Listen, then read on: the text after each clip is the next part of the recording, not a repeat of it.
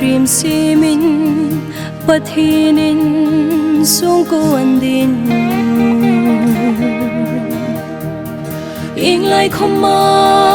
an leng hun khat pui di in sung ko tu in nama chui Krista in a choyam le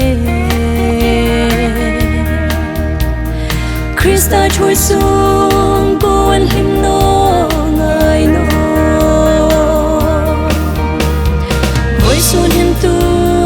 rong amana in bonding keile ka sung hai chun lal pa rong ani kan bonding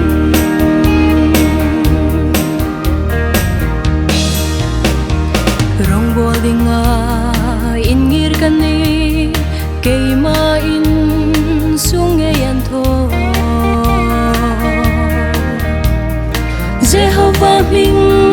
lamin bul tran ka ti voi sun hin tu rong amana in bonding keile ka sung hai chun lal pa rong ani kan bonding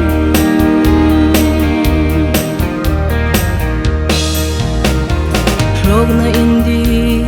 glowing in sung remin sung sip nong kata lal paro pui nan sung sip lem rose voi sun hin tu rong amana in bonding keile ka sung hai chun lal parong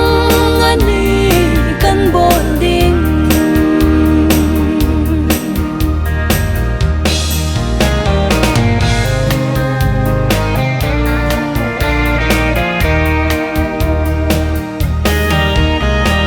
lungpui Krista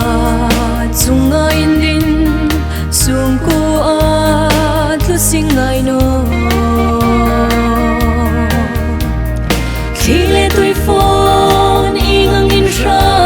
sin khom voi sun hin tu rong amana in bonding keile ka sung hai chun lal pa rong ani kan bonding keile ka sung